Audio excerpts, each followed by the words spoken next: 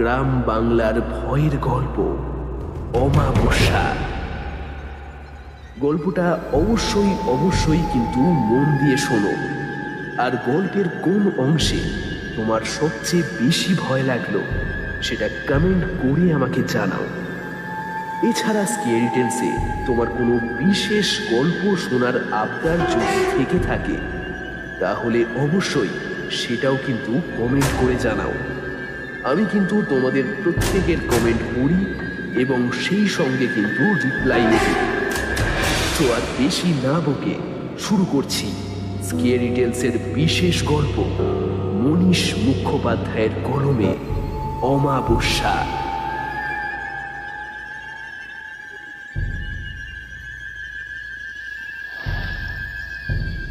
জঙ্গলের মধ্যে একটা শব্দ হচ্ছে, কেউ পা টেনে টেনে এগিয়ে আসছে। একটানা হয়ে চলেছে শব্দটা। নবীন ওঝা কান খাড়া করে শুনল। শব্দের উৎস বুঝতে তার খুব একটা বেশি সময় লাগলো না। গাঁজার কলকিতে একটা মুখখান টান দিয়ে সে গলা চড়িয়ে জিজ্ঞেস করলো, কে আসে রে? বাবা, বাবা আমি। লোকটার দিকে চোখ শুরু করে চাইল নবীন, তারপর বলল, এই শ্মশান মরে গেছে, দাদা দূর হয় এখান থেকে। চোখকে কিছু দেখি না, তা তোদের মতো শেয়াল কুকুরের ভিড় লেগে থাকে। ভূত ছাড়াও, প্রেত ছাড়াও, জল পড়া দাও, তেল পড়া দাও, মর মর উলাও ঠরবা ছাড়া। আমার যে বড় অপমান হয়েছে বাবা। বাবা, বাবা তুমি তো একদিন বলতে বলো যে পুরুষ মানুষের মানটুকু বাদ দিলে আর কিছুই থাকে না। বাবা আমাকে একটু সাহায্য করবে না বাবা? ছানি পরা ঘোলাটে চোখে নবীন তাকালো লোকটার দিকে, হাসল। তোরা হলি জাত হারামি, সহজে আমারে সারবি না। হয়েছে কি শুনি? লোকটা বলতে শুরু করলো, আমার মেয়ে নীলার সঙ্গে ওই বাগদি পাড়া শোয়েবে কবে থেকে যে আসনাই শুরু হলো, আমরা কেউ টেরই গেলাম না। আর আমার বউটাও কিছু বুঝতে পারেনি। আজ সকালেই মেয়ে সেই ছেলের সঙ্গে পালিয়েছে বাবা। বাবা আমরা হলাম উঁচু ঘর। মীর মোজাফফর সোহাবুদ্দিনের নামে এখনো বাজার এলাকা কাঁপে। তিনি ছিলেন আমার বাবা। আর নিচু ঘরের ছেলের সঙ্গে তারই নাতনি পালালো। এবারে অপমান কোথায় রাখি বাবা? ওদিকে কিছু করার উপায়ও তো দেখছি না। সামনে আমার ভোট। আমি আবার এই এলাকায় ভোটে দাঁড়িয়েছি। জোর করে মেয়ে তুলে নিয়ে এলেও ভাবমূর্তিটা নষ্ট হবে। আবার পালিয়ে যাওয়া মেয়ে তুলে আনলেও সেই মেয়ের বিয়ে শাদী দিতে জান কাহিল হয়ে যাবে। এবার আপনি উপায় বলে দিন বাবা। খ্যাক খ্যাক করে একটা বিশ্রী শব্দ ভেসে এলো জোড়া কদম্ব গাছের দিক থেকে। মীর সোহরাবুদ্দিনের ছেলে সেদিকে ভয়ে ভয়ে তাকালো কথা শেষ করে। বাবা ও কিসের শব্দ? নবীন হাত তুলে কিছু একটা তাড়ানোর ভঙ্গি করে বলল, যা সারাক্ষণ শুধু জ্বালাচ্ছে। মেয়ে ছেলের নাম যেই শুনেছে অমনি সে হাজির হয়েছে। তারপর স্বাভাবিকভাবে মীর সোহরাবের ছেলের দিকে চেয়ে বলল, প্রেত, এরা অনেক কামনা বাসনা নিয়ে মরেছে। তোদের গায়ে মানুষের রক্তের গন্ধ। তোর বাপ মীর সোহরাব ছিল এই প্রেতেদের থেকেও খারাপ। দিনে দুপুরে মানুষ মেরে খালে বিলে ভাসিয়ে দিত। তা কি চাস বল? মেয়ে ঘরে ফিরে আসুক সেটা চাস নাকি? না না, মেয়ে আর চাই না বাবা। বরং এমন একটা কিছু করুন যাতে না আমার ভোটটা বেড়ে যায়। শোকার্ত মানুষকে জনগণ আবার ভোট বেশি দেয়। শয়তান, তাই যদি চাস তাহলে জামাই মেয়েকে ঘরে তুলে নে। ওদের ক্ষতি চাস কেন? আমার কাছে মানুষ আসে ক্ষতি করার জন্য। মেহেরাব তারা ভরা আকাশের দিকে চেয়ে বলল, আমার আত্মায় লেগেছে বাবা। যাকে বুকে করে আগলে রাখলাম সেই কি নামে দাগা দিল। এই দুষ্টু করুচ্ছে না, শূন্য গোয়াল অনেক ভালো। নবীন চোখ বুঝে শুধু বলল, তুই ঘরে যা, কাজ হয়ে যাবে। তাহলে আসি বাবা। তুমি কিচ্ছু চিন্তা করো না বাবা, কাজ হলে না যা চাইবে তাই পাবে। মেহেরাব চেয়ে থাকলো নবীনের দিকে। আর কথা বলল না নবীন। তাকে ওভাবে চুপ করে বসে থাকতে দেখে ভয় আর কথা বলতে পারল না মীর সোরাবের ছেলে মেহেরাব। সে আবারও পা টেনে টেনে ফিরতে লাগলো জঙ্গলের রাস্তা ধরে। জঙ্গলের মধ্যে একটা ঠান্ডা হাওয়া ইতিউতি ঘুরে বেড়াচ্ছে। নানান রকমের শব্দ শোনা যাচ্ছে, যে শব্দ শুনলে সাহসী মানুষের বুকও কেঁপে ওঠে। মীর মেহেরাব মনে মনে ভাবল, এই নবীন ওঝা এখানে একলা থাকে কি করে? অবশ্য যে লোক ভূত পিশাচের সঙ্গে থাকতেই ভালোবাসে তার আর ভয় কিসের? দাঁতে দাঁত চিপল সে। এত আদর যত্নে যে মেয়েকে সে বড় করলো, সেই কিনা বংশের মান ডুবিয়ে দিল। ওই মেয়ের মরে যাওয়াই ভালো, সম্মানের আগে আর কিচ্ছু নেই।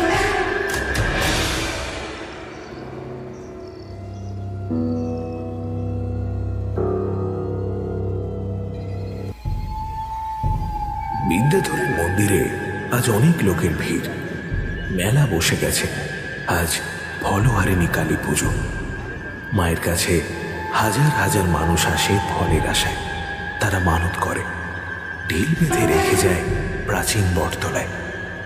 পীর সাধুরা লেপে দেয় মুঠো মুঠো সিঁদুর ওই বটের খড়খড়ে শরীরে।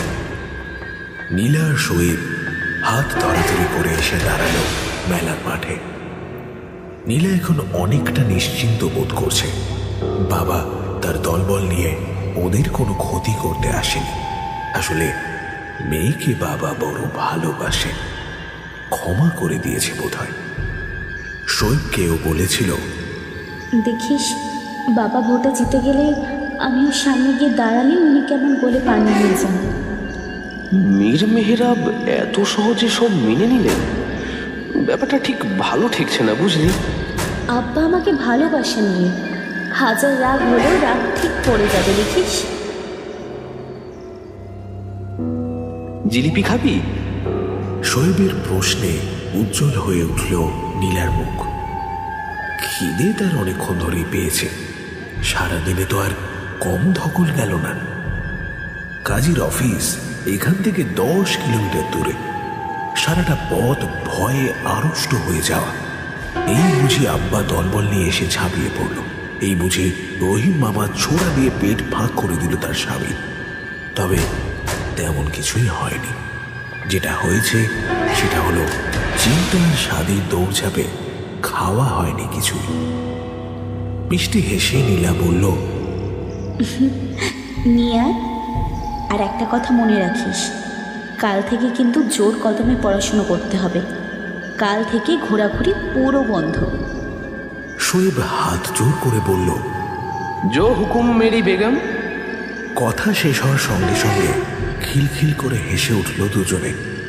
ওদের জীবনে এখন ভরা পূর্ণিমা। তার আলোতেই ওরা হেসে যেতে চাইছে। কিন্তু আজ যে অমাবস্যা, তার কোনো প্রভাবই কিন্তু পড়ছে না ওদের ওপর।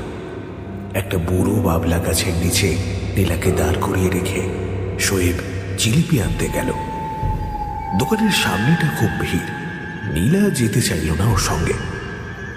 কাঠের নাগরদোলায় দুলছে কচি কাছারা। একদল নারী পুরুষ ভিড় করে এগিয়ে যাচ্ছে মন্দিরের দিকে। সবার হাতে সন্দেশের ডালা।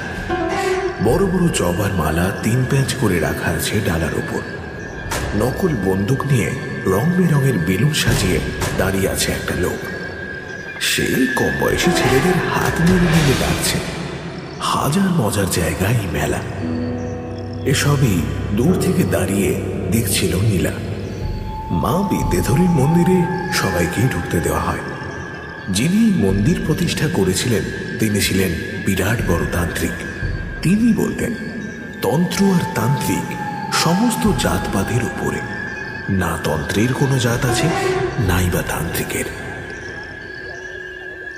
এই নীলা। নীলা চমকে উঠল।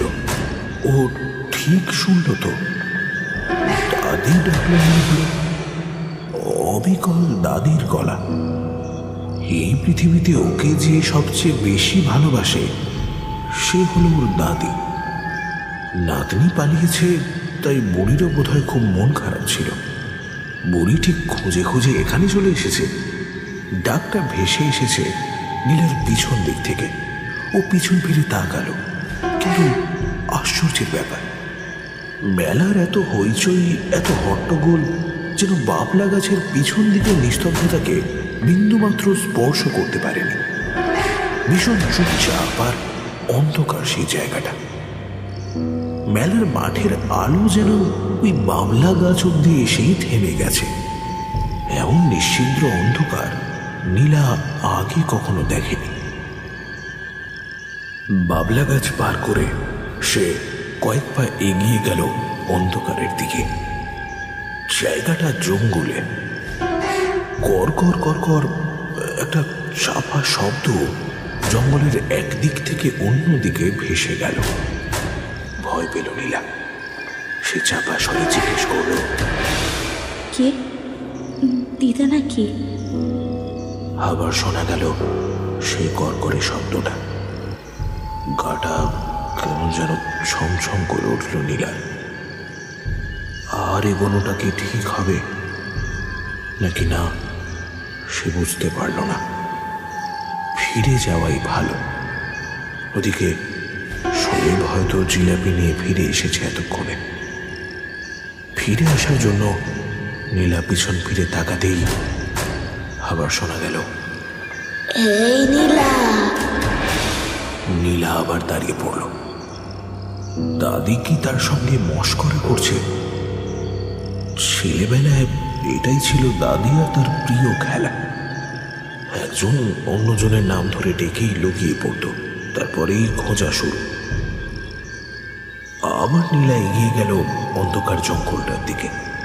চেঁচিয়ে উঠল, এই বুড়ি, আমার সঙ্গে মজা করবে না। বেরিয়ে এসো, তাড়াতাড়ি বেরিয়ে এসো বলছি। সঙ্গে সঙ্গেই একটা মিশ্রী হাসির শব্দে কেঁপে উঠল জঙ্গলটা। এই নীলা, নীলা, এই নীলা, নীলা, নীলা। এইবার আর এগুলো সাহস পেল না নীলা। যে গলাটা সে শুনছে সেটা কখনোই তার দাদির হতে পারে না। তাছাড়া দাদি তো বছর দুয়েক হলো খাট থেকেই নামতে পারে না, বাতে পঙ্গু হয়ে যাওয়ার পর থেকে। তার মন বলল, এটাকে সারা দিও না, বিপদ হবে, খুব বড় বিপদ। কিন্তু ঠোঁট নড়ে উঠল। কে? কে ডাকছে আমাকে? গলা চিরে বেরিয়ে এলো মাত্র এই চারটে শব্দ। সঙ্গে সঙ্গে মাটিতে ধপ করে পড়ে গেল নীলা।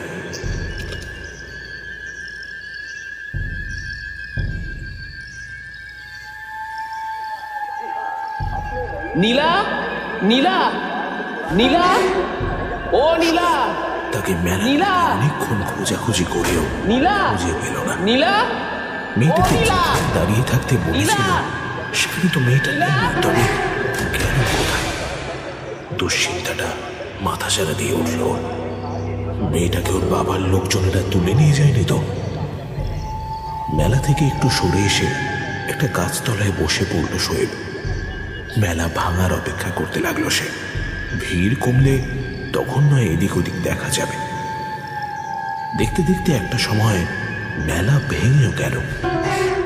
শৈবের কি যেন মনে হলো, ও আস্তে আস্তে ঢুকলো সেই জঙ্গলটার দিকে। কিছুক্ষণ এগিয়ে হঠাৎ করে থমকে দাঁড়িয়ে পড়ল একটা পুরো ঝোপের পাশে। সে যে দৃশ্যটা দেখল সেটা তার শরীরকে জল করে দিয়েছে। মুহূর্তের মধ্যে ঘেমে নিয়ে একসা হয়ে উঠল শোয়েব। শোয়েব দেখছে নীলা মাটিতে পড়ে আছে। কেউ তার জামা কাপড় সব খুলে নিয়েছে।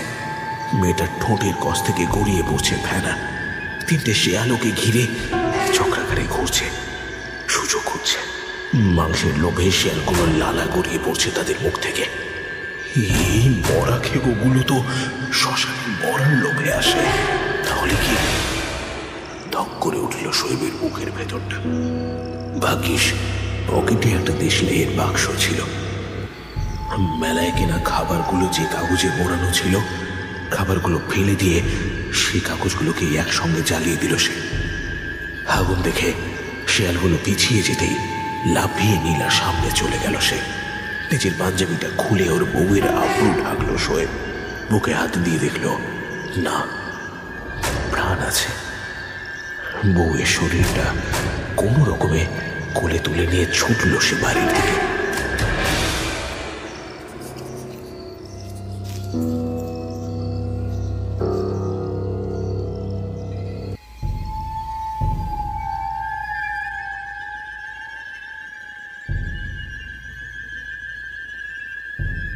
নবীন ওঝার মুখ্য মার কখনো খালি যায় না। ও তোমার মেয়ের পেছনে বিষাদ চালিয়েছে। হাসান মাথা নিচু করে বলল কথাগুলো। মেয়ের মেহরাবকে কিছুটা চিন্তিত দেখালো, কিন্তু সেটা সে প্রকাশ করল না। এখন শক্ত থাকার সময়। কঠিন একটা সিদ্ধান্ত নিয়েছিল বলেই সে নবীনের কাছে ছুটে গেছিল।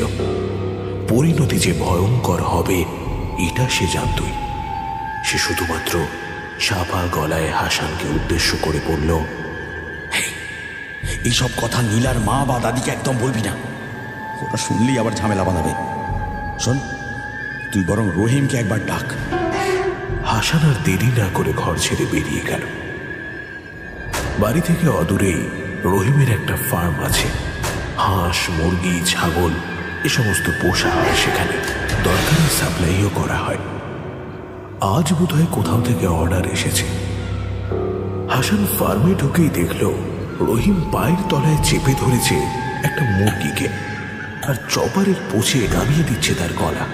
তারপরেই তাচ্ছিল্যের সঙ্গে সেটা ছুঁড়ে দিচ্ছে ও সহকারী রেহানের দিকে। রেহান সেগুলোর যত্ন করে ছাল ছাড়াচ্ছে। এই রহিম, তোকে মেহের মিয়া ডাকছে। হাসানের কথা কানে যেতেই মাথা তুলে তাকালো রহিম। ওর পায়ের নিচে থরথর করে কাঁপছে একটা গলা কাটা মুরগি। রহিম বিরক্ত হলো কিছুটা। আজকাল আর ওর মেহরাবের কাজ করতে ভালো লাগে না। এক সময় দুজনে খুব বন্ধু ছিল। এখন ঠিক ওরা শত্রু নয়, তবে মেহরাবকে পোষ্য মনে করে রহিম। ওদের পরিবারের ওপর সোহরাবুদ্দিনের দয়া না থাকলে আজ নির্ঘাতও বলতো হাসান যেন ফিরে যায়। বলল না। চপারটা মাটিতে নামিয়ে রেখে রহিম রেহানকে বলল, এই শোন, বাকি মালগুলো কাট, আমি আসছি 5 মিনিটে। তারপরেই বেরিয়ে এলো হাসানের সঙ্গে। রহিম মেহরাবের ঘরে ঢুকে দেখল ও মাথায় হাত দিয়ে বসে রয়েছে। নিশ্চয়ই কোনো চিন্তায় আছে ওর ছেলেবেলার বন্ধু, বাচপান কা দোস্ত। সে জিজ্ঞেস করল, কিরে, কি হয়েছে? দোস্ত দেখ, তোকে আমার মেয়ে মামা বলে, চাচা বলে না। ওর মা আর দাদির পরেও তোকে সবচেয়ে বেশি ভালোবাসে। সেই মেয়েকে নিয়ে করিম মোল্লার বাচ্চা শোয়েব বেটা আজ ভেঙে গেছে। তোকে কিন্তু এর শোধ নিতে হবে। বেটি কি ওকে ভালোবাসত? পাল্টা প্রশ্ন করল রহিম। হ্যাঁ, ওইটুকুনি মেয়ে দুনিয়াদারির কি বোঝে রে রহিম? হ্যাঁ, প্যার, মোহব্বত, ভালোবাসা এসব সাময়িক জিনিস, সব বেমানান এই দুনিয়ায়। ওই ছেলে ওর ওপর জাদু করেছে। তুই তো জানিস দোস্ত, করিম জাদুটনা শিখতো এক ফকিরের কাছে, আর ছেলেকেও বোধহয় বড়লোকের মেয়ে ভাগানোর জন্যে সেই জাদু শিখিয়ে দিয়েছে। ওই জাদুই ও করেছে আমার বেটির ওপর। দোস্ত আমার মাথায় হাত রেখে কথা দে, তুই কথা দে, বেটির ওপর তুই নজর রাখবি। আর যদি দেখিস যে সত্যিই জাদু করা হয়েছে, তুই ওই করিম আর ওর বেটার জান নিয়ে ফিরবি। বন্ধুর মুখে এতগুলো কথা শুনে কিছুক্ষণ চুপ করে দাঁড়িয়ে থাকলো রহিম। কি বলবে কিছু বুঝতে পারল না। ওর মনে পড়তে লাগলো নীলার ছোটবেলার কথা। নীলার জন্য ও একদিন খ্যাপা ষাঁড়ের সঙ্গে লড়ে গেছিল।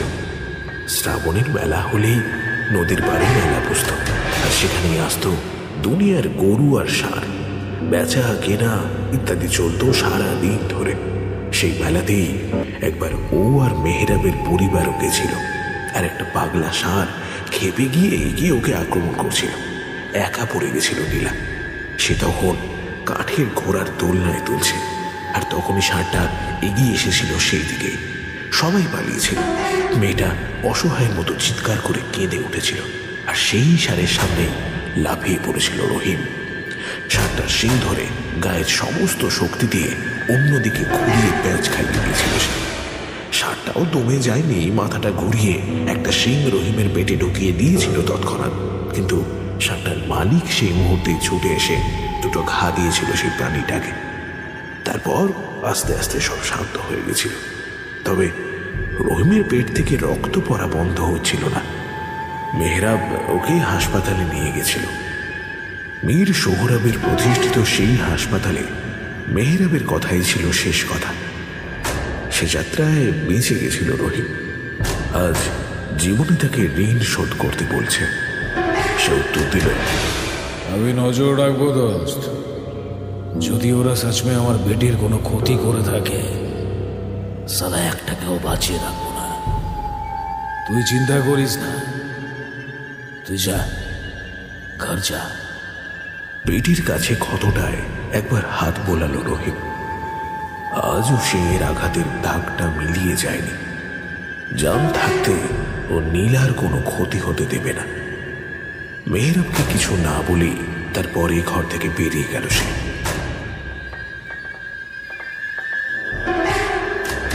আকাশের গায়ে রং মশালের খেলা লেগেছে।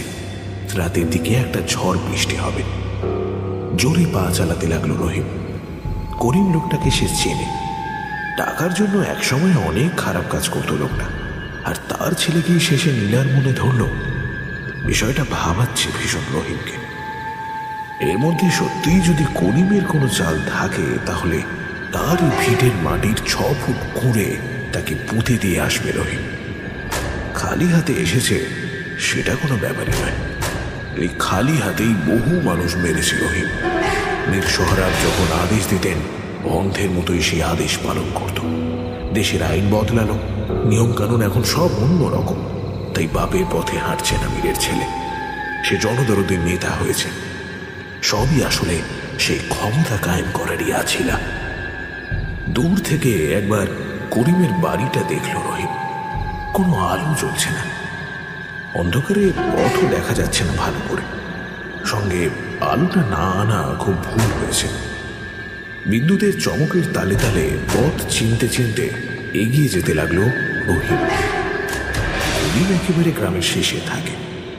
একটা খুব খারাপ কাজ করার জন্য ওকে গ্রাম থেকে বের করে দেওয়া হয়েছিল। করিম জাদু টোনা জানত, সেই বিদ্যার প্রয়োগও করত প্রয়োজনে। একবার এক চাষার জমিতে কিছুতেই ফসল হচ্ছিল না। সেই দুঃখী চাষি করিমের পায়ে এসে পড়ে। যদি টুকটাক করে কিছু ফল হয়। করিম তাকে দিয়েছিল সাংঘাতিক এক বিধান। চাষা সেই মতো কাজও করেছিল, আর তারপরেই গ্রামের মাটিতে জ্বলে উঠেছিল আগুন। চাষা নিজের মাকেই মেরে ফেলেছিল। এই অপরাধে তার ঘর পুড়িয়ে দেয় গ্রামের সকলে। সে পোড়া ঘরের সামনে বসে কাঁদতে কাঁদতে বলেছিল এ কাজ নাকি করিমই তাকে করতে বলেছে। চাষার ছিল অভাবের সংসার, তার উপর মহাজনদের নিত্য তাগাদা ছিল ফসল কেনার টাকা সুদে আসলে তাড়াতাড়ি ফেরত দেওয়ার। চাষার কষ্টের মধ্যেই বুদ্ধি ভ্রম হয়েছিল। সকলে যখন তাকে চেপে ধরে এবং জিজ্ঞেস করে করিম তাকে কি বিধান দিয়েছে, তখন সে স্বীকার করে করিম তাকে বলেছে মাটি হলো তার মা। মায়ের শরীরে যেমন সন্তান রূপে ফল ধরে, তেমনি মাটির বুকে আসে ফসল।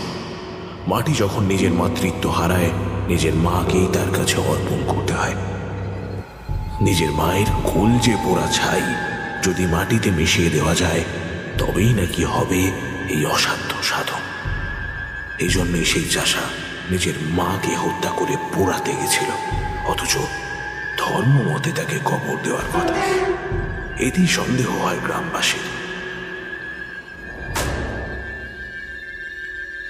করিমের বাড়ির একেবারে কাছাকাছি চলে এলো রহিম। অন্ধকার যেন আরো ঘনীভূত। মৃদু হাওয়ায় দুলছে শুধু বাড়ির আশেপাশের গাছগুলো। তাদেরও ঠিক চোখে দেখা যাচ্ছে না। শব্দ শুনে যেটুকু ঠাউর করা যাচ্ছে। দরজার কাছে এসে দাঁড়ালো রহিম। যদি ভেতরে তার নীলার কণ্ঠস্বর শোনা যায়। সেটুকু কানে এলেই ও বুঝতে পারবে ওর বেটি কেমন আছে। দরজার কাছে দাঁড়িয়েও রহিমের মনে হলো ভেতরে কেউ নেই। এত নিস্তব্ধ কেন? অথচ দিন কয়েক আগেও যখন এখান থেকেও বাড়ি ফিরছিল, করিমের ঘরে আলো জ্বলছিল, ছেঁড়া ছেঁড়া কথা শোনা যাচ্ছিল করিম আর তার বউয়ের। সাহস করে দরজায় হালকা একটা ঠেলা দিল রহিম, যদিও ওর সাহসের দরকার পড়ে না। ওর নাম শুনলেই এই গ্রামের সকলেই মাথা নিচু করে চলে যায়। দরজাটা খুলে যেতেই অবাক হলো রহিম। ঘরের মধ্যে আলকাতরা ঢেলে রেখেছে যেন কেউ। ও গলা তুলে শব্দ করল, করিম, করিম, আছিস নাকি? এই নীলা, নীলা, আমি মামা। বাইরে বৃষ্টি নামলো তখনই, আর একটা শব্দ করে বাজ পড়ল সঙ্গে সঙ্গে। সেই বিজলির আলোয় ঘরের যতটুকু দেখা গেল সবটাই ফাঁকা। এরা কি তাহলে পালিয়েছে সবাই মিলে? মীর মেহরাবের মেয়েকে তুলে এনে বিয়ে করেছে করিমের ছেলে, সেই ভয়ে কি সবাই ভেগে গেছে? কথাটা মাথায় এলো রহিমের। বিদ্যুতের ওই আলোতে একটা কাজের জিনিস দেখতে পেয়েছে সে। ওর পাশেই একটা তাকে রাখা রয়েছে একটা দেশলাইয়ের বাক্স। সেটা অন্ধকারের মধ্যে হাতে তুলে নিল সে। হাওয়া আড়াল করে খুব সাবধানে সেটা জ্বালিয়ে পাশের ঘরে এগিয়ে গেল। সে ঘরে ঢুকে অতি সাহসী রহিমেরও ভয়ে বুক শুকিয়ে গেল। ও পিছন ঘুরে দৌড়ে বেরিয়ে এলো বাইরে। এই ঘরে আর কিছুক্ষণ থাকলেই বিপদ হবে। যে অপরাধ সে করেনি তারই বোঝা ওর ঘাড়ে এসে চাপবে। অন্ধকার জঙ্গলে পথ দিয়ে অনেকটা দৌড়ে এসে একটা গাছতলায় দাঁড়িয়ে রহিম হাঁপাতে লাগলো। অন্ধকারে অনেকবার দৌড়াতে গিয়ে হোঁচট খেয়েছে সে। একবার পড়েও গেছিল। পায়ের কাছে নিশ্চয়ই কোথাও কাঁচা ছাল উঠে গেছে, না হলে এত জ্বালা করবার কথা নয়। গাছের তলায় বসে সে ভাবতে লাগলো ঘরের মধ্যে কি দেখেছে সে।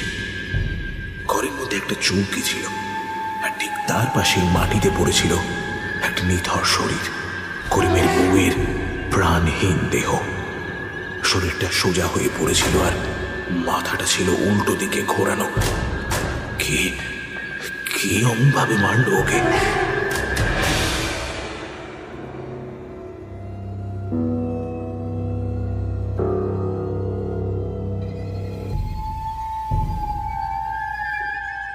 বাপের সংসার থেকে অনেকদিন আগেই বেরিয়ে এসেছে শোয়েব। লোকটা ওর পড়ালেখা বন্ধ করে দিয়েছিল অনেক আগে, অথচ সে পড়তে চেয়েছিল। নীলার সঙ্গে আলাপ হওয়ার পরে নতুন একটা জীবনের স্বপ্ন দেখেছিল। কোন রকমে ওর বাড়িতে রাত কেটে যাচ্ছিল। চালের কোলায় বা ডালের মিলে শুয়ে দিন পার হয়ে যাচ্ছিল। মাঝে এসে পড়ল নীলা। একটা মেয়েকে তো আর বিয়ে করে ডালের মিলে নিয়ে তোলা যায় না, তাই জন্যই দর্জিপাড়ায় রহমান দর্জির একতলার একটা ঘর ভাড়া নিয়েছে সে, নতুন বউকে এনে রাখবে বলে। এই ঘরটা বড় সুন্দর করে সাজিয়েছিল শরীর, অথচ এখন বিয়ের প্রথম দিনেই যেন ওর জীবনে সত্যিই অমাবস্যার আধার নেমে এসেছে। জ্বরে গা পুড়ে যাচ্ছে নীলার। থেকে থেকেই মৃগী রোগীর মতো কেমন যেন হাত পা বেঁকিয়ে কাঠ হয়ে যাচ্ছে। কখনো কখনো শরীর একেবারে স্থির হয়ে আসছে, মনে হচ্ছে যেন আর প্রাণ নেই। ডাক্তার ডাকা হয়েছিল, তিনি ইঞ্জেকশনও দিয়ে গেছেন। বলেছেন অনেকদিন পর এপিলেপটিক অ্যাটাক হয়েছে, আজ রাতটা সাবধানে রাখতে হবে। অথচ এই 3 বছরে শোয়েব কখনো নীলার মুখে এমন শোনেনি যে ওর মৃগী আছে। নীলার পাশে বসে ওর মাথায় জলপট্টি দিতে লাগলো শোয়েব। মনে মনে আল্লাহকে স্মরণ করতে লাগলো। নীলা জ্বরের ঘরে কিছু একটা বিড় করে যাচ্ছে। শোনার চেষ্টা করলো শোয়েব, কিন্তু কিছুই বুঝতে পারল না। কারো সঙ্গে যেন ঝগড়া করছে মেয়েটা। শোয়েবের এক সময় ঘুম এসে গেল। ঘুমিয়ে পড়ল সে আস্তে আস্তে।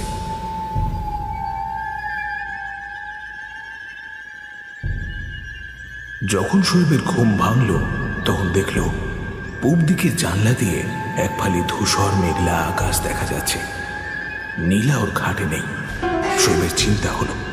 সে দৌড়ে ঘর থেকে বেরোতেই দেখতে পেল নীলা একটা আকাশি রঙের শাড়ি পরে হাতে 2 কাপ চা নিয়ে এগিয়ে আসছে। তাকে বেশ স্নিগ্ধ দেখাচ্ছে। শোয়েব জিজ্ঞেস করলো, শরীর এখন কেমন আছে নীলা? আমার কি হয়েছে গো? নীলা পাল্টা প্রশ্ন করলো। প্রশ্নটা খানিকটা অবাক করলো শোয়েবকে। মেয়েটার কিছুই মনে নেই। তোমার কাল রাতে আসলে খুব জ্বর এসেছিল, কেমন যেন শক্ত হয়ে বেঁকে যাচ্ছিলে জ্বরের মধ্যে। আমি ডাক্তারবাবুকে ডাকতে বাধ্য হয়েছিলাম।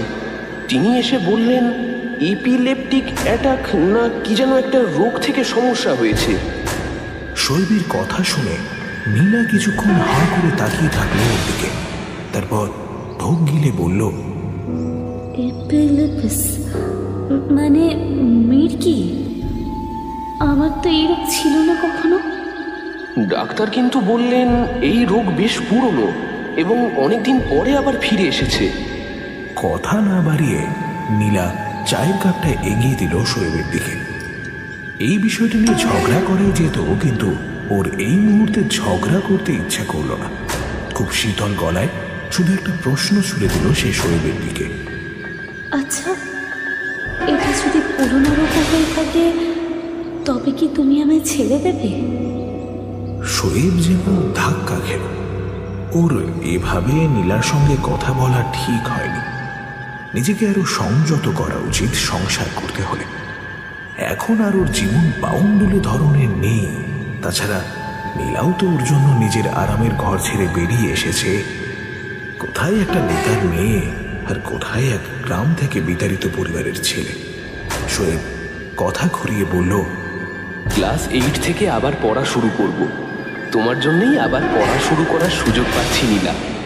বীরেন মাস্টার বলেছেন আমি বাড়িতে পড়েই পরীক্ষা দিতে পারবো।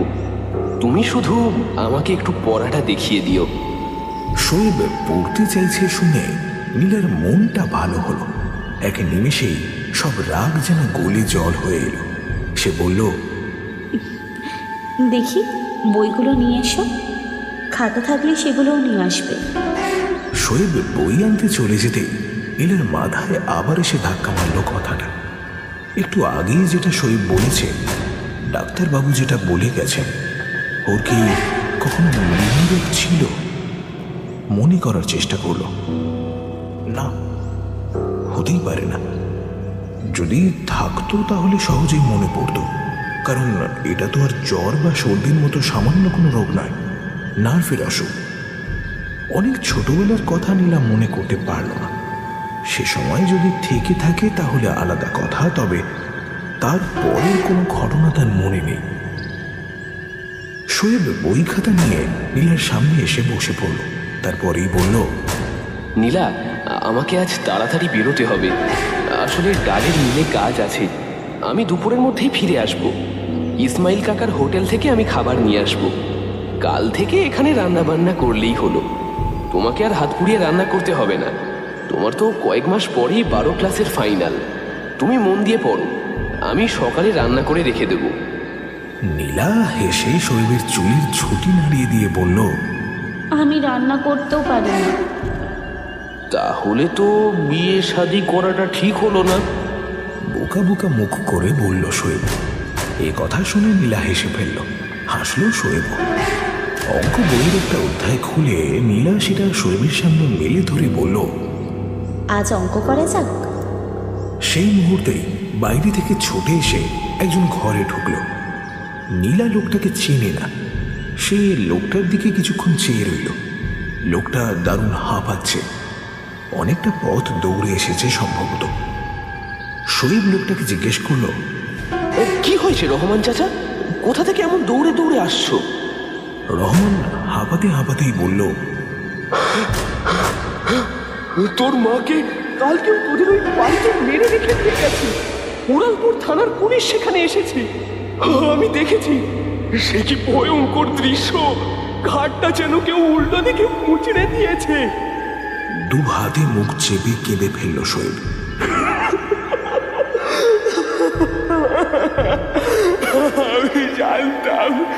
আমি জানতাম ওই লোকটার সঙ্গে থাকলে আমার মায়ের ঠিক এই পরিণতি হবে। কতবার বলেছিলাম আমার কাছে চলে এসো, কিন্তু না, কিছুতেই ওই লোকটাকে ছেড়ে এলো না, কিছুতেই ছেড়ে এলো না।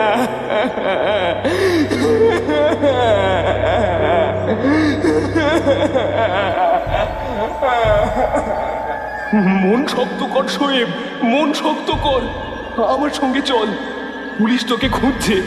আমি বললাম তুই এখন আমার ঘরে ভাড়া থাকিস, তাই তোকে সঙ্গে নিয়ে যেতে বলল পুলিশ। আমি যাব? জিজ্ঞেস করলো নীলা। শোয়েব নীলের মাথায় হাত রেখে নিজের চোখের জল মুছতে মুছতে বলল, তোমাকে আর যেতে হবে না, তোমার শরীর তো এমনিও ভালো নেই, আমি গিয়ে দেখে আসছি কি হয়েছে। রহমান আর শোয়েব বেরিয়ে গেল। নীলা একা হয়ে গেল একেবারে। ওর আবারও মনটা খারাপ হয়ে গেল। সদ্য কালই বিয়ে হলো, আর কাল রাতেই কিনা ওর শাশুড়িকে কেউ মেরে রেখে চলে গেছে। একটা দুর্ভাবনায় ওর সারা শরীরে আতঙ্কের ছাপ পড়ল। ওর বাবার কোনো লোকের কাজ নয় তো এটা?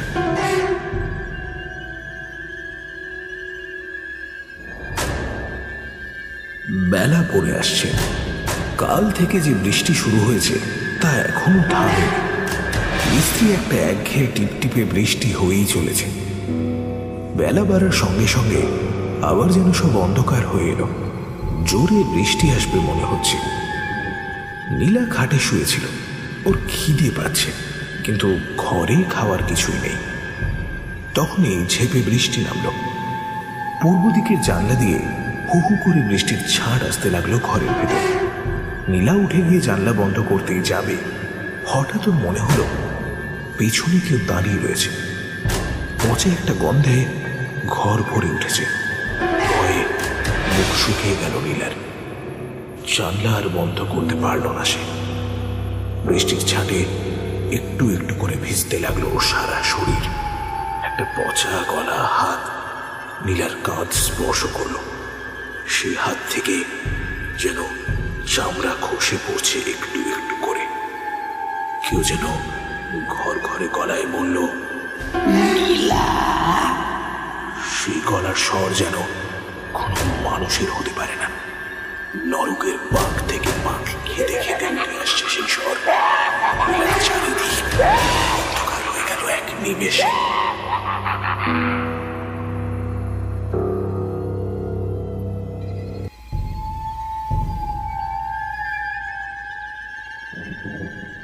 থানা থেকে ফিরতে ফিরতে অনেকটা রাত হলো শোয়েবের। তার মায়ের মৃতদেহ নিয়ে যাওয়া হয়েছে শহরের মর্গে। আজ আর মৃতদেহ ছাড়েনি পুলিশ থেকে। কবে ছাড়া হবে তাও পরিষ্কার করে জানায়নি। খোঁজ নিতে বলেছে শুধু। পুলিশের অনুমান তার মাকে খুন করা হয়েছে। ভয়ঙ্কর আক্রোশে কেউ মাথাটা উল্টো দিকে ঘুরিয়ে দিয়েছে মহিলার। প্রাথমিকভাবে পুলিশ শোয়েবের বাবা করিমকে সন্দেহ করেছিল। পরে একজন বলেছে রহিম কসাইকে নাকি এই বাড়ির থেকে দৌড়ে বেরিয়ে যেতে দেখেছে কাল রাতে। রহিম কসাই কেন শোয়েবের মাকে মারতে যাবে, এই কথাটা অনেকবার ভেবেছে শোয়েব।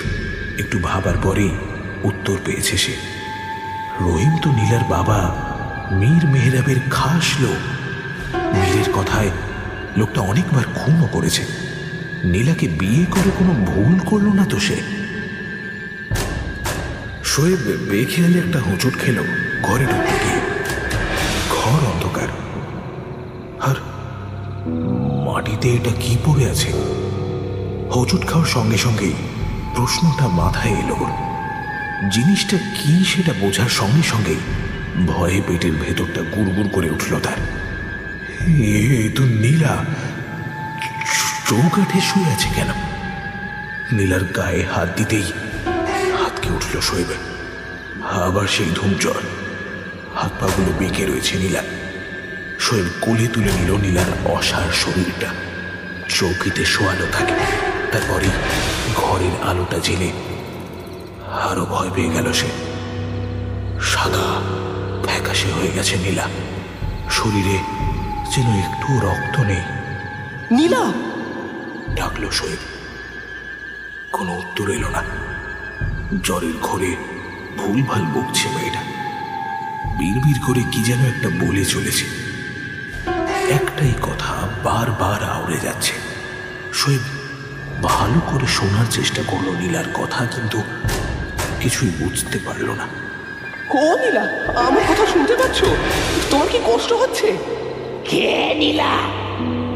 ঘর ঘরে একটা স্বরে অন্য কেউ যেন কথা বলল নীলার মুখ দিয়ে।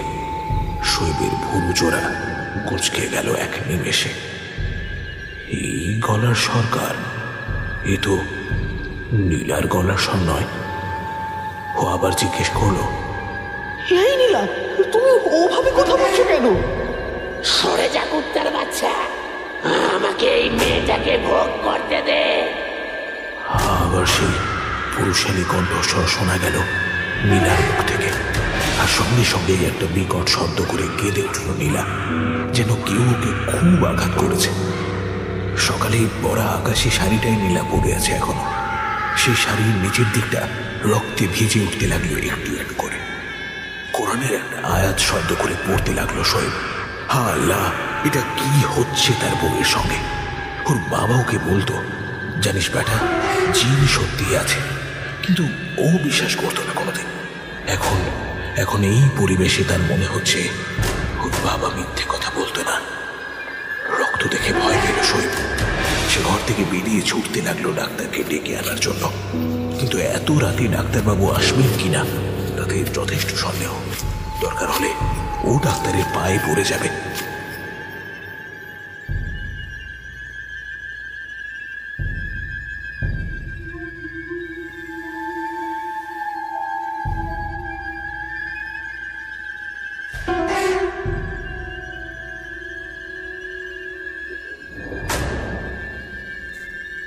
ডাক্তার মল্লিক শোয়েবকে ঘরের ভেতরে ডাকলেন। এতক্ষণ কিছু পরীক্ষা নিরীক্ষা করার জন্য ওকে ঘরের বাইরে দাঁড়াতে বলেছিলেন। শোয়েব ঘরে ঢুকতে ভৎসনা দৃষ্টিতে ওর দিকে তাকিয়ে ডাক্তার মল্লিক গলাটা একেবারে খাদে নামিয়ে বললেন, এইভাবে কেউ সঙ্গম করে? তুমি কি একেবারেই কিছু জানো না নাকি? হ্যাঁ, ও গভীরভাবে ব্যথা পেয়েছে। আগামী 1 সপ্তাহ তোমরা কোনোভাবে মিলিত হবে না। এতে কিন্তু বিপত্তি আরো বাড়বে, আরো ব্লিডিং হতে পারে। খেয়াল রেখো ব্যাপারটা। যদিও তোমার বউ বলেছে যে তুমি জোর করে কিছুই করোনি, মনে হচ্ছে বিষয়টা প্রথমবার ঘটেছে বলে তুমি ঠিক বুঝতে পারোনি। ও বললো এই কথা? শোয়েব ডাক্তার মল্লিকের দিকে চেয়ে রইল প্রশ্ন করে। সেই প্রশ্নের উত্তর না দিয়ে ডাক্তার মল্লিক বললেন, একটা ওষুধ লিখেছি আর একটা মলম, কাল সকালে দোকান খুলে নিয়ে আসবে। এখন আমি আসি। কথা শেষ করেই তিনি হনহন করে বেরিয়ে গেলেন। ফিজের কথা কিছু বললেনই না। শোয়েব ঘরে ঢুকে দেখল নীলা বালিশে মাথা গুজে কাঁদছে। সে নীলার পিঠে হাত রাখল, কিন্তু নীলা মুখ ফেরালো না। মুখ না ফিরে এসে ফোটাতে লাগলো। শোয়েব তার পিঠে হাত বোলাতে লাগলো। নীলা কাঁদতে কাঁদতেই বলল, কাল আমি কিচ্ছু বুঝিনি জানো, কিন্তু আজ বুঝতে পারছি একটা নোংরা লোক আমাকে ছুঁচ্ছে। কাল জঙ্গলে ওই লোকটাই আমার। আর কোনো কথা বলতে পারল না সে। কান্নায় ওর গলা বুঝে এলো। শোয়েবের মনে হচ্ছে যা ঘটছে তা কোনো সাধারণ মানুষের কর্ম নয়। তাও সে নীলাকে জিজ্ঞেস করল, কোন লোকটা নীলা? তাকে কেমন দেখতে? নীলা তাকালো শোয়েবের দিকে। সে দৃষ্টিতে যেন সকালের সেই স্নিগ্ধতা আর নেই। এ যেন মরা মানুষের চোখ। নীলা যেন কিছুকে ভয় পাচ্ছে। গলা নামিয়ে এসে বলল,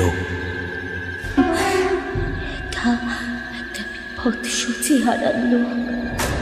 তার শরীরে কোনো কাপড় চোপড় নেই। কোন রোগে যেন তার শরীর থেকে মাংস গলে গলে পড়ছে। গা থেকে বেরোচ্ছে বাসি পচা মরার গন্ধ। আমাকে সে জোর করে আদর করতে চাইছে। আমার শরীরের ওপর জোর করে। নীলার ঠোঁটে হাত রাখলো শোয়েব। আর কিচ্ছু বলতে হবে না তোমাকে।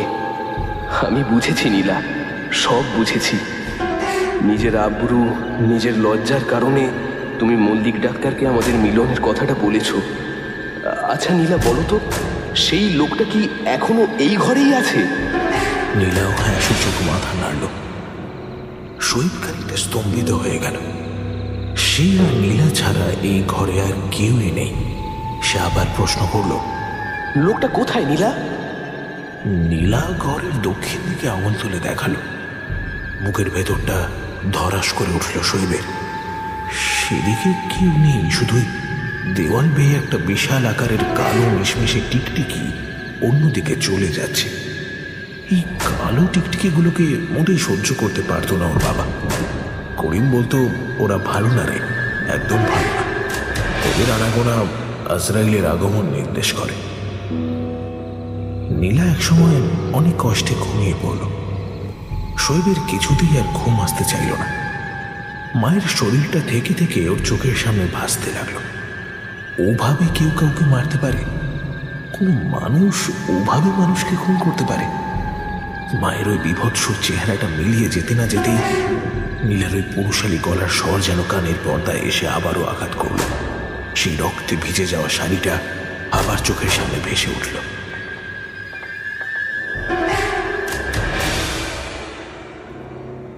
মৌমাছির চাকে কখনো ঢিল মারতে নেই, বুঝলি রে বাপ। এইসব জিন পিশাচের জগৎ হলো সেই মৌচাক।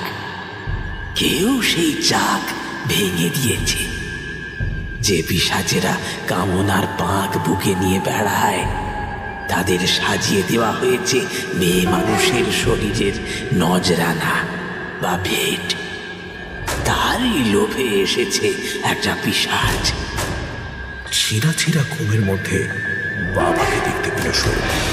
ওর বাবা একটা পুকুর পাড়ে দাঁড়িয়ে এই কথাগুলো ওকে বলছে।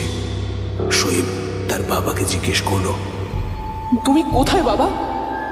সুন্দর করে হাসল করিম, বলল, আমি এখন এই পুকুর পাড়েই আছি, ফেরত কাটান করছি। যে এই পিশাচকে আমাদের পরিবারটাকে বরবাদ করে দেওয়ার জন্য পাঠিয়েছে, মন্ত্রের জোরে তারই পরিবারে আমি একে পাঠাবো। করিমের সঙ্গে খেলা একেবারে বের করে দেব। হঠাৎ একটা শব্দে ঘুম ভেঙে গেল শৈবের। ঘরের দেওয়ালে খচখচ করে একটা গা শিরশির করা শব্দ হচ্ছে। চোখ খুলতেই নিঃশ্বাস বন্ধ হয়ে এলো। শৈব দেখল আবার হাত পা বেঁকে গেছে নীলা। ও সেই বিকে যাওয়া হাতের দেওয়ালে আঁচড় কাটছে। শক্ত দেওয়ালে ঘষা লেগে আঙুলের সব নখ উঠে গেছে নীলার। সেখান থেকে রক্ত বেরোচ্ছে, অথচ মেয়েটার কোনো ভাবান্তর নেই। শৈব লাফিয়ে নামলো চৌকি থেকে। তারপর দৌড়ে গিয়ে নীলাকে সরিয়ে নিল দেয়ালের কাছ থেকে। তাকে চৌকিতে নিয়ে গিয়ে বসালো। নীলা ঘোলাটে চোখে চেয়ে রইল শৈবের দিকে। অনেকক্ষণ ধরে তাকিয়ে রইল। সেই দৃষ্টি যেন বেশিক্ষণ সহ্য করা যায় না। শৈব একটা শুকনো কাপড় চেপে ধরে আঙুল থেকে গড়িয়ে পড়া রক্ত বন্ধ করার চেষ্টা করল। কি হয়েছে নীলা? খুব ব্যথা করছে? নীলা কোনো উত্তর দিল না শৈবের প্রশ্নের। হঠাৎই ঘর কাঁপিয়ে পুরুষালী পৈশাচিক গলায়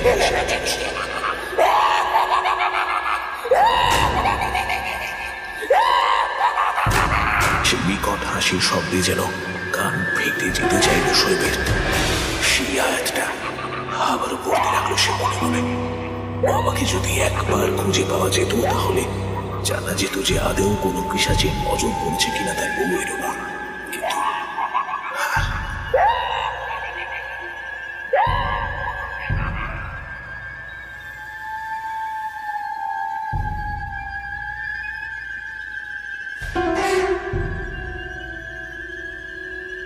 শোয়েব তার বাবার খোঁজে বেরিয়েছিল।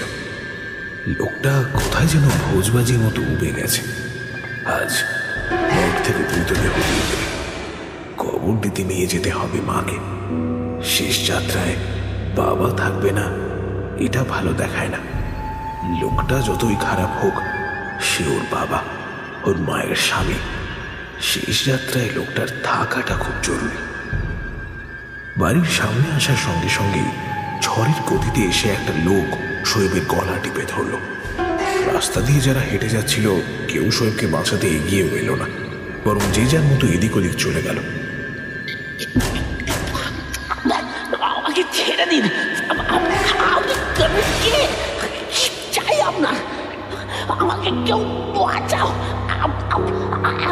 এই, কেউ তোকে বাঁচাতে এগিয়ে আসবে না, আর আমাকে আটকাই সেই সাহস এই তল্লাটে কারো নেই। আমি রহিম কসাই। এবার বলতো, আমার নীলা বেটির সঙ্গে কি করেছিস তুই? তুই আর তোর বাপ মিলে ওর সঙ্গে কি জাদুটনা করেছিস? ও এইভাবে শুয়ে আছে কেন? বল। আমাকে বিশ্বাস করুন, আমি কিছু করিনি। আমি ওকে ভালোবাসি, ওকে আমি শাদি করেছি।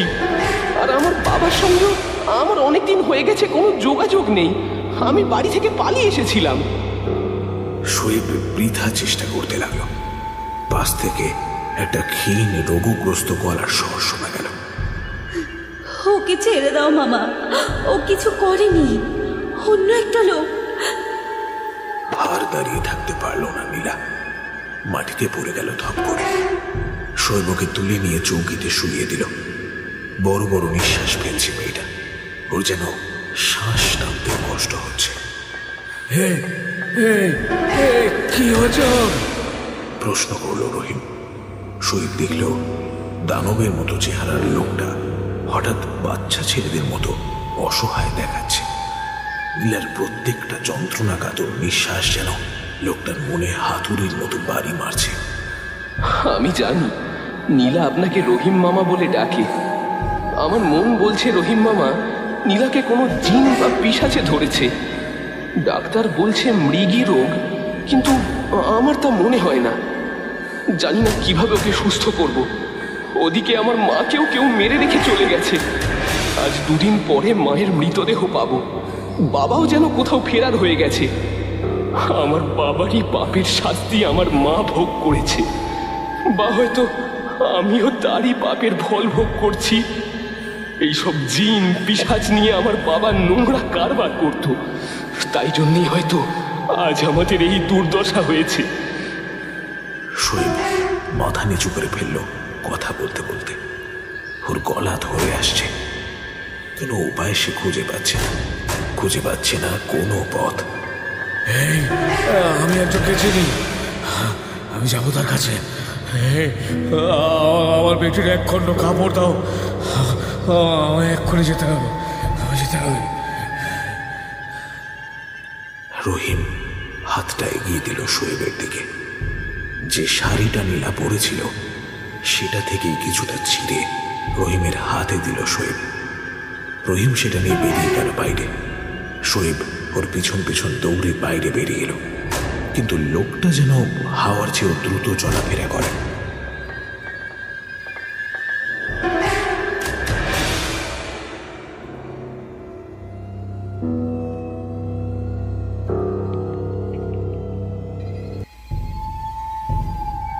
কবরে বা চিতার কাঠে শোয়ালে মানুষকে আর ততটা কদর্য দেখায় না, ঠিক মৃত্যুর পরে যতটা দেখায়।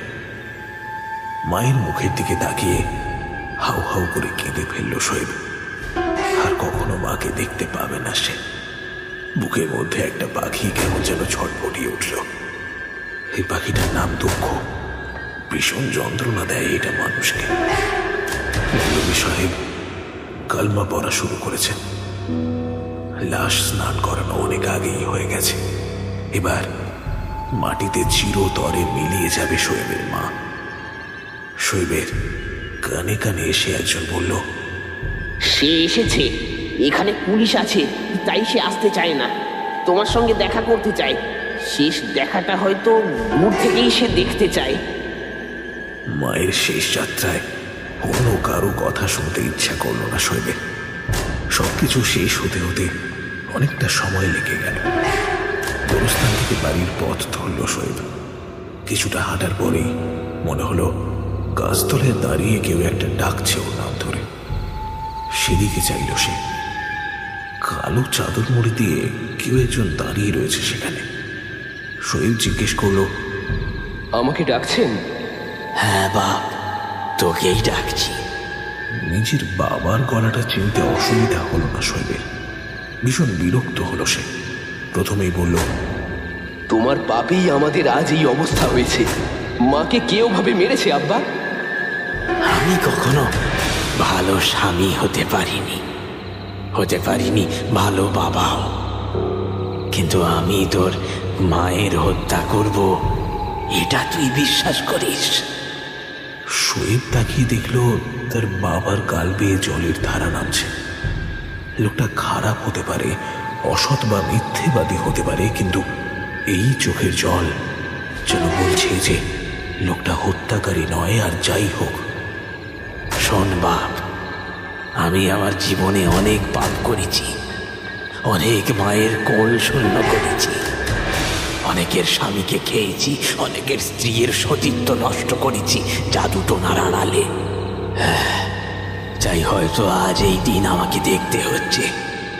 সেদিন ওই শক্তির সঙ্গে আমি পেরে উঠিনি। আমার সামনেই ও তোর মাকে মেরেছিল।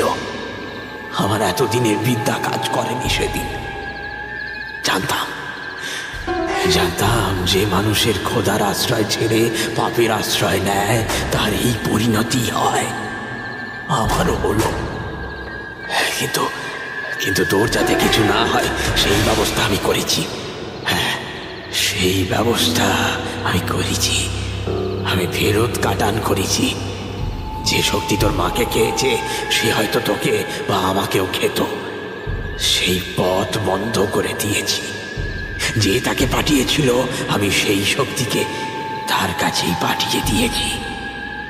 কাছিম পুকুরের পাশে বসে দুদিন টানা ক্রিয়া করে আমি ফল পেয়েছি। এবার ওরা মরবে, সব মরবে। আমার স্ত্রীকে যেমন মেরেছে, যে পাঠিয়েছে তার যদি স্ত্রী থাকে প্রথমে সে মরবে। শোয়েবের এবারে করুণা হলো বাবাকে দেখে। লোকটা সেই আর একটা ভুল করে বসল। ও বলল, আব্বা, তুমি কি কখনোই সৎ পথে থাকতে পারলে না? যে অপরাধ করেছে তাকে শাস্তি না দিয়ে তার স্ত্রীর ক্ষতি করতে চাইলে। প্রতিহিংসের আগুন বড় খারাপ রে বাছা। ওই আগুনে পুড়তে পুড়তে আবার এই পাপ আমাকে করতেই হলো। যাক, আর পাপ করবো না। আমি তোর মায়ের খুনের শাস্তি মাথা পেতে নেব। আমি ধরা দেব, বলবো আমি তাকে খুন করেছি। যতই হোক, আমারই পাপের আগুনে সে জ্বলে পুড়ে মরেছে। তোরা সাবধানে থাকিস। শোয়েব দেখল দৌড়ে ওর বাবা অন্ধকারে মিলিয়ে গেল। সে ডাকলো, আব্বা, আব্বা। কিন্তু অন্ধকারের মধ্যে থেকে আর কোনো সাড়াই পাওয়া গেল না। ঘরে ফিরে এসে দেখল আরো করুণ অবস্থা হয়েছে নীলার। সে যেন চৌকির সঙ্গে মিশে গেছে একেবারে। গো গো করে একটা বিশ্রী শব্দ বেরোচ্ছে তার গলা দিয়ে। নীলার চৌকির পাশে বসে আছে সেই লোকটা যে নিজেকে রহিম কসাই বলতে ভালোবাসে। সে আস্তে আস্তে নীলার মাথায় হাত বুলিয়ে দিচ্ছে আর মাঝে মাঝে চোখের কোণা মুছছে গামছা দিয়ে। রহিম মামা, চলুন, ওকে ডাক্তারের কাছে নিয়ে যেতে হবে। শোয়েব বলল। রহিম কেমন যেন ভাষা ভাষা চোখে চাইল শোয়েবের দিকে। চোখের তারা যেন পাথর হয়ে গেছে লোকটার। সে বলল, লাভ হবে না গো জামাই, কোনো লাভ হবে না। সঙ্গে সঙ্গে নীলা পুরুষালী গলায় রহিমকে ভেঙিয়ে বলল, লাভ হবে না গো জামাই, কোনো লাভ হবে না। আতঙ্কিত দৃষ্টিতে রহিম চাইল নীলার দিকে। তারপরেই কেঁদে ফেলল সে। মারে বাবার, তোর এই অবস্থা যেই করে থাকুক, আমি তাকে জিন্দা কবর দেব। তোর কাপড় হাতে নিয়ে নবীন ওঝা বলেছে তোর উপর পিশাচের ভর পড়েছে। ওই পিশাচকে আমি মুক্ত করবই বা। আর নবীনেও বলেছে ওই পিশাচকে কোনো উদ্দেশ্যেই পাঠানো হয়েছে। আমি ছাড়বো না, আমি ছাড়বো না। শৈবের হাতটা ধরে টানল রহিম, বাইরে নিয়ে এলো ওকে। তারপর ফিসফিস করে বলল, আজ সন্ধ্যেবেলার নীলার মাও মারা গেছে, তাকেও কেউ মেরে রেখে গেছে, ঠিক যেমন তোমার মাকে মারা হয়েছিল সেইভাবে। আমাকে একবার সেই নবীন ওঝার কাছে নিয়ে যেতে পারবেন? হয়তো সে অনেক কথাই আপনাকে বলেনি। আমি জানতে চাই কোন পিশাচের আছর আমার বউয়ের গায়ে লেগেছে, আর তাকে বাঁচানোর উপায় বা কি? বলল শোয়েব। রহিম কি যেন একটা ভাবল, তারপরেই বলল, এখনই চলো তাহলে।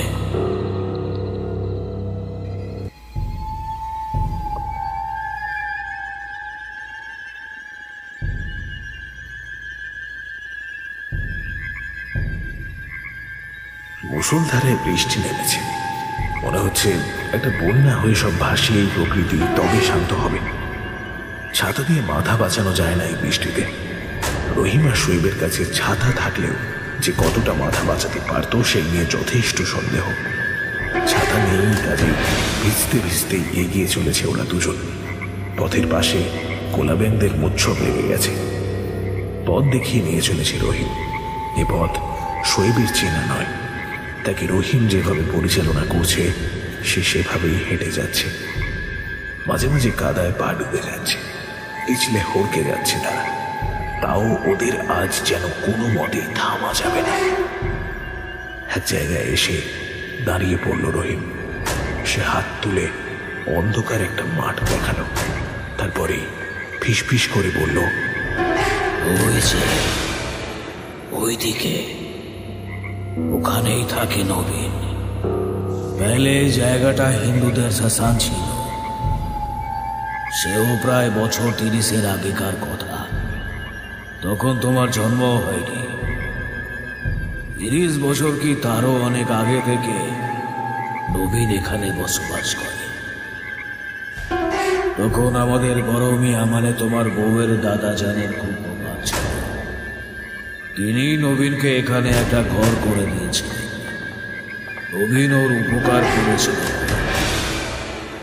মাছের ভাগ নিয়ে এক মহাজনের সঙ্গে ঝগড়া লাগে বীর সোহারামের। প্রতিপক্ষের ক্ষমতা ও শক্তি দুই ছিল বেশি। গুন্ডা পান্ডা নিয়ে তার সঙ্গে মোকাবিলা করার মানে ছিল স্বয়ং মৃত্যুকে নেওতা দেওয়া। বীর সাহেব তখনই নবীনের কাছে আসেন। উনি বলেন, দেখি তোমার শ্মশান বিদ্যা কেমন শক্তিশালী। আমার এক শত্রুকে কোনো মানুষ আক্রমণ করবে না আমার দলে, কিন্তু লোকটা যেন কাল সকালে সূর্য দেখতে না পায়। তোমরা কি সব মারণ ক্রিয়া করো বলে শুনেছি, দেখি তার দম আছে কিনা। সেই কথা শুনে শুধু হেসেছি। পরের দিন সকালে সুরমাবাজির কোঠা বাড়িতে মৃত অবস্থায় পাওয়া যায় সেই মহাজনকে। সুরমা বলেছিল, বাবু সেই যে ঘুমলো আর ওঠেনি। শহীদ ভেবেছিল এই নবীন ওঝার সঙ্গে দেখা হলে দুটো কড়া কথা শুনিয়ে দেবে। সে কৈফিয়ত চাইবে কেন সে ওর সংসারে এমন অভিশাপ নামিয়ে আনলো। কিন্তু জায়গাটায় পা রেখে আর রহিমের কথাগুলো শুনে একটু যেন দমেই গেল সে। শ্মশানের মাটিতে পা রেখেই কেমন যেন গা ছমছম করে উঠল শোয়েবের। এটা মনের ভুলও হতে পারে, কিন্তু কেন যেন ওর বারবার মনে হতে লাগলো কারা যেন চাপা গলায় কথা বলছে। প্রাণের ভেতরটা ধুকপুক করে উঠল শোয়েবের, কিন্তু তবুও সে থামল না, এগিয়ে চলল। রহিমের অবশ্য সাহসের অভাব নেই, সেও নির্ভয়ে এগিয়ে যাচ্ছে। রহিম একটা ইটের ঘরের সামনে এসে ডাক দিল, নবীন বাবা, ও নবীন বাবা। ঘরের ভেতর থেকে ভেসে এলো অশ্রাব্য গালিগালাজ। শোয়েবের মনে হলো কোনো বৃদ্ধ মানুষ কথা বলছে। শ্লেষা জড়ানো তার গলার স্বর। তিনি বলছেন, সারাদিন এরা জ্বালিয়ে খেলেগা। মর মর ওলা ঠোর পুতেরা, মরার পরে কবর আগুনও নসিব হবে না একটারও। রহিম এবার একটু গলা চড়িয়ে বলল, বাবা, আমি রহিম। যে মেয়েটা বিপদে পড়েছিল বলে বিকালে এসেছিলাম, সন্ধেবেলা তার মা ওর বরের মায়ের মতোই খুন হয়েছে। এই মেয়েটার মায়ের মাথাটা ওকে উল্টো দিকে ঘুরিয়ে দিয়েছে। তুমি দেখো বাবা। বুড়ো নবীন বৃষ্টির মধ্যেও ঘরের বাইরে বেরিয়ে এলো। তার ঘোলাটে সাদা চোখটা দেখে বুকের ভেতরটা ছেদ করে উঠল শোয়েবের। কেমন চোখ! বিস্মিত হল সে। নবীনকে সন্দিগ্ধ দেখালো। সে একেবারে মিহি গলায় বলল, বলিস কি রে? আমি তো কিছুই চোখে দেখি না। তবে কয়েকদিন আগে একজন আমার কাছে এসেছিল। সে নিজের মেয়েরই ক্ষতি চেয়েছিল। নিজের ইজ্জত বাঁচাতে পিশাচের হাতে নিজের মেয়েকে উৎসর্গ করতে তার প্রাণ কাঁপেনি। আমায় তো জানিসই, কাউকেই ফেরাই না। অনেক চেষ্টা করে এই মরা শ্মশানটাকেও জাগিয়ে রেখেছি। আপনি মানুষ না পিশাচ? হঠাৎ যেন সাহস ফিরে এসেছে শোয়েবের। সে চিৎকার করে নবীনকে জিজ্ঞেস করলো কথাটা। হাসল নবীন, বলল, এখন আর মানুষ, পিশাচ আর ভগবানে কোনো অন্তর নেই।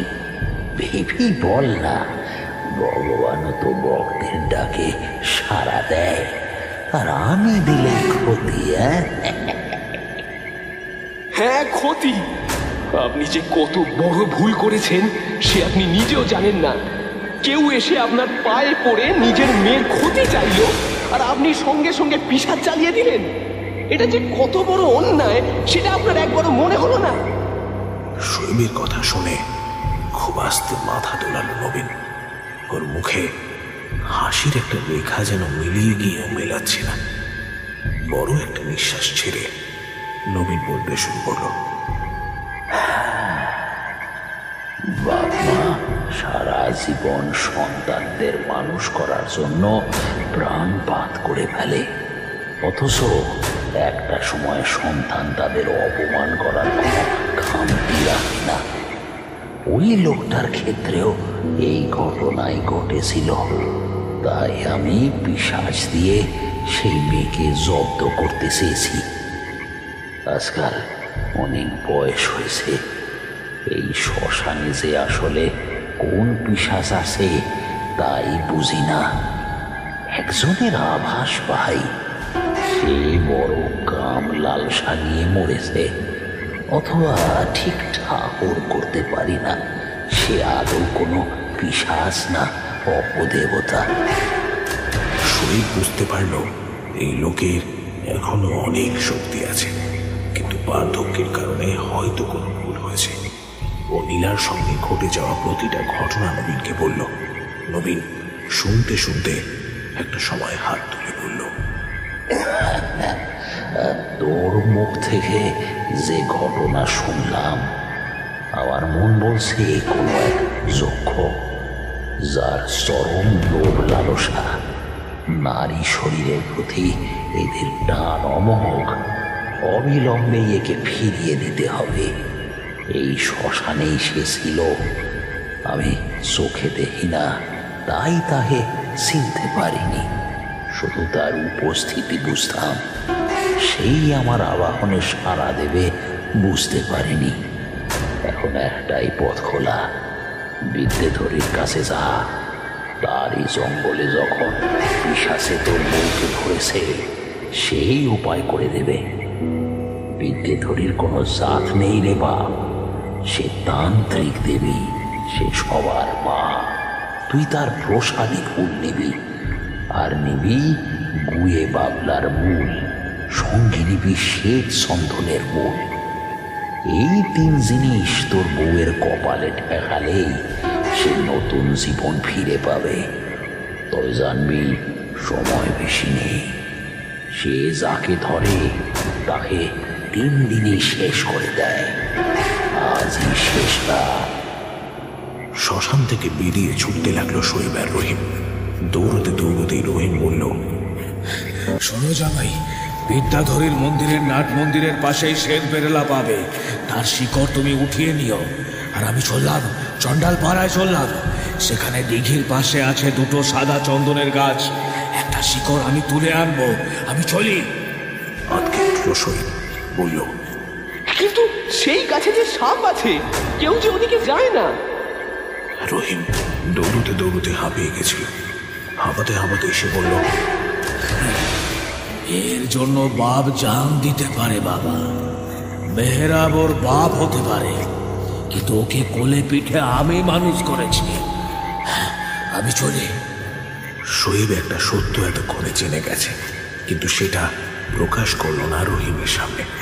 তার বাবা ফেরত আসার পরেই ওর মায়ের মতোই খুন হয়েছে নীলার মা। বাবা বলেছিল যে কাজ করেছে কিভাবে তার স্ত্রী করবে। নীলার মা মারা গেছে। সত্যি সত্যি বড়ই বিচিত্র এই দুনিয়া। বাবা নিজের অপমানের শোধ নিতে মেয়ের জীবনও বাজি রেখে দেয়। ওরা দুজন দুদিকে চলে গেল।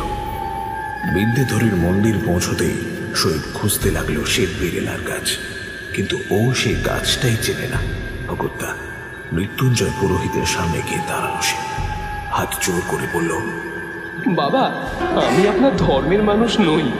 আমাদের ঈশ্বরকে ডাকার পথও আলাদা। নবীন ওঝা বললেন মা বিদ্যাধরীর নাকি কোনো জাতপাত নেই। বাবা, আমার বউয়ের খুব বিপদ বাবা। মায়ের প্রসাদী ফুল আর শ্বেত বেরেলার শিকড় পেলে তবে ওকে আমি সারিয়ে তুলতে পারবো বাবা।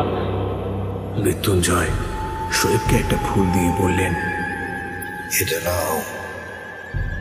মায়ের জবা ফুল আর ওই যে দক্ষিণ দিকের ওই গাছটা দেখছো, ওটাই বেরেলা গাছ। ওর মূল নিলে ওটা মরে যাবে, কিন্তু মায়ের এটাই ইচ্ছে, হয়তো মা হয়তো কাউকেই মরতে দেবেন না।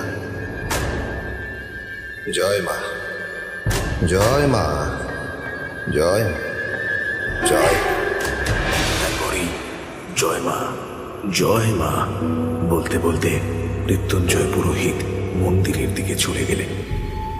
শোয়েব আর সময় নষ্ট করল না। সে একটা লোহার পাত দিয়ে মাটি কুপিয়ে বের করে ফেললো গাছের শিকড়।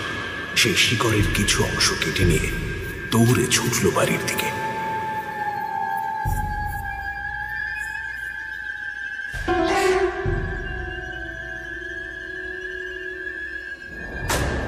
শোয়েব ঘরে ঢুকেই দেখল বড় বড় নিঃশ্বাস পড়ছে নীলার। তার সারা শরীর কেমন যেন নীল বর্ণ ধারণ করেছে, যেন কেউ বিষ ঢেলে দিয়েছে তার মধ্যে। শোয়েব অপেক্ষা করতে লাগলো রহিমের জন্য। শ্বেত চন্দন না এলে কোনো কাজই হবে না।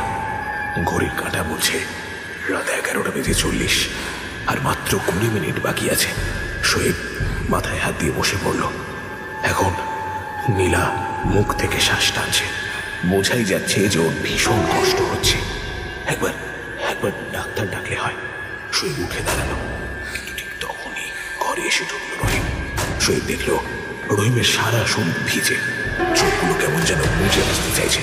সে বলল, রহিম মামা, কি হয়েছে?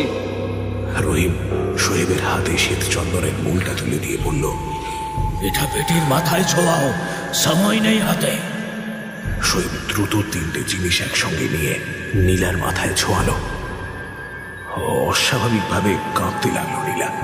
ওর গলা থেকে বেরিয়ে আসতে লাগলো ভয় ধরানো নানান চিৎকার। কেউ যেন প্রবল ক্রোধে চেঁচাচ্ছে ওর শরীরের ভেতর থেকে। কারো গায়ে যেন গরম তেল ফেলে দেওয়া হয়েছে।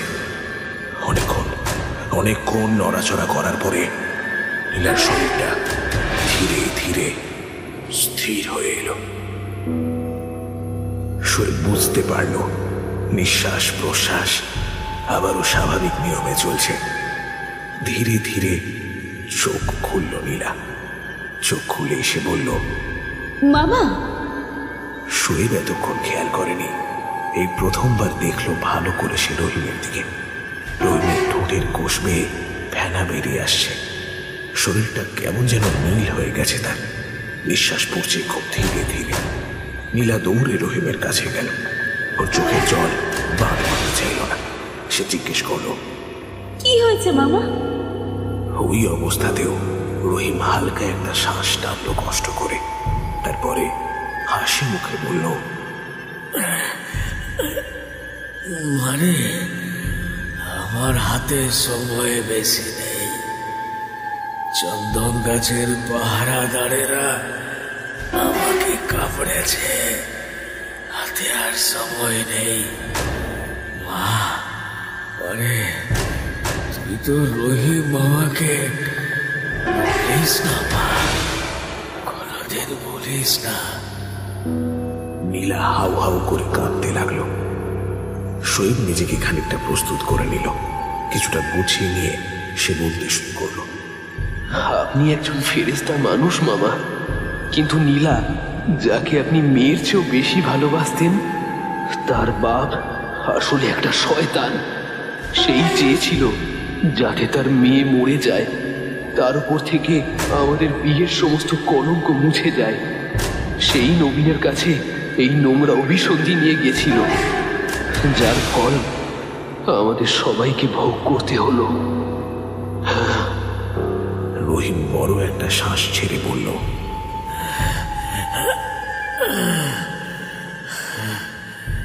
আক্ষেপ থেকে গেল, কুত্তাটাকে পুঁতে রেখে যেতে পারলাম না। ওর শাস্তি খোদার আদালতে লেখা আছে, খোদার আদালতে।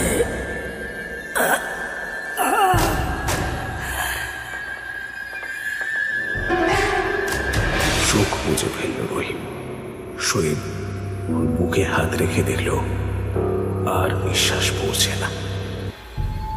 নীলার চোখ থেকে জল নেমে এলো এক নিমেষে। মেয়েরা বোঝে, অনেক কিছুই বোঝে।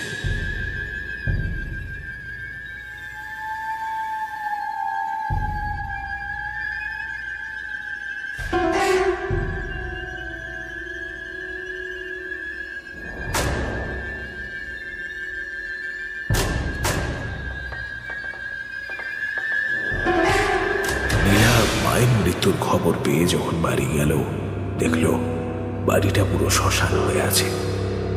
দাদি আর কথা বলতে পারে না। কোনো এক সময় মীর মেহরাবের একটা পা খারাপ হয়েছিল পুলিশের তাড়া খেয়ে। নীলা দেখল ওর বাবা, ওই শয়তানটার পরিণতি আরো ভয়ঙ্কর হয়েছে। পক্ষাঘাতে তার শরীর অচল হয়ে গেছে একেবারে।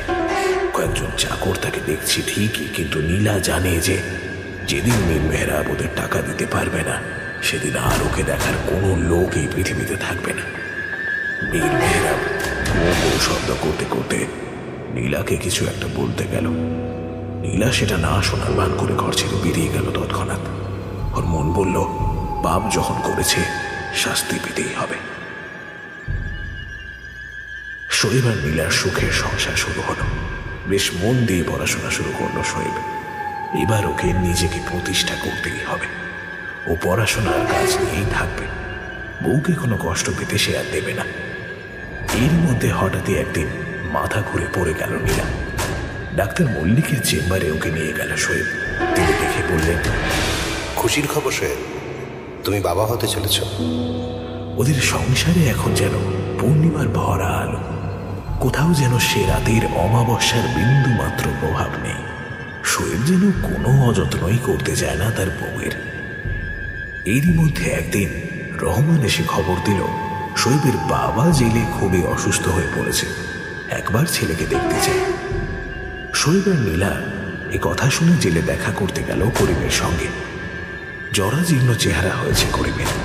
ওয়ার্ডেন বলল, অনেক রোগে ধরেছে তাকে, কিডনির অবস্থাও ভালো নয়। আজকাল আর কারো সঙ্গে ভালো করে কথাও বলে না লোকটা। একটা ঘরে আনা হলো করিমকে। ওয়ার্ডেন বলল, চিনতে পারছো? এই হলো তোমার ছেলে আর ছেলের বউ। বেশ খানিকক্ষণ শূন্য দৃষ্টি মিলে তাকিয়ে থাকলো করিম ছেলে আর তার বউয়ের দিকে। তারপর এক সময় ফ্যাঁস ফ্যাঁসে গলায় বলল, ও বাপ, এটা তো তোর বাচ্চা না রে? তোর বউয়ের পেটে পিশাচের বাচ্চা আছে। আব্বা, কি বলছো কি? চেঁচিয়ে উঠল শোয়েব। ওয়ার্ডেন বলল, আপনারা যান, ওর মাথাটা পুরোই খারাপ হয়ে গেছে। জানি না কবে কি খবর শোনেন। ভারাক্রান্ত মন নিয়ে জেল থেকে ফিরে এলো নীলা আর শোয়েব। বাবা অমন কথা কেন বলল কিছুই বুঝতে পারল না শোয়েব।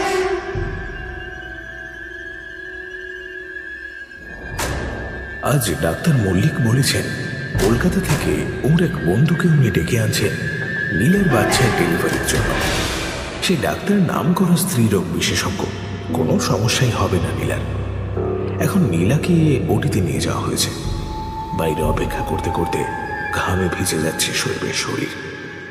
একজন নার্স ওকে বলেছিল বেশি সময় লাগবে না খুশির খবর পেতে, কিন্তু 4-4টে ঘন্টা কেটে গেছে। ভেতর থেকে কেউ বেরোচ্ছে না, কোনো খবরও আসছে না। ঠিক এমন সময় ওয়েটিং রুমের দরজা ঠেলে ভেতরে ঢুকলো রহমান। ওর মুখটা কেমন যেন শুকনো দেখাচ্ছে।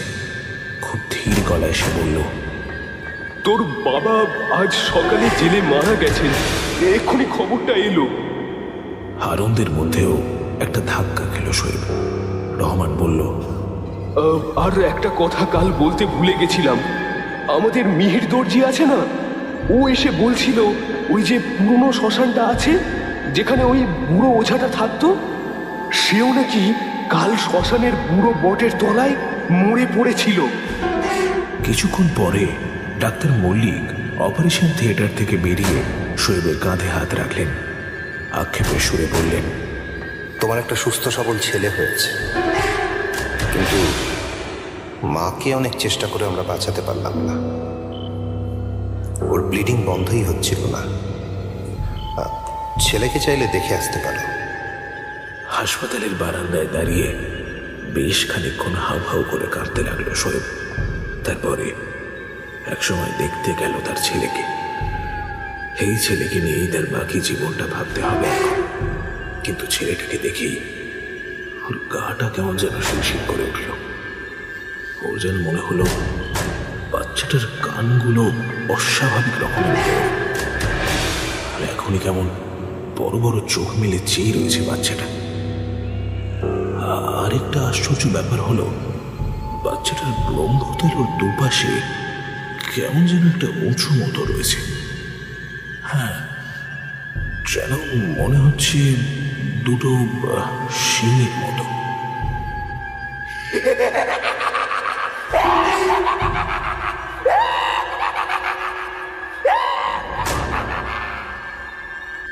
শেষ হলো স্কেরি টেলসের বিশেষ নিবেদন মনীষ মুখোপাধ্যায়ের কলমে অমাবস্যা।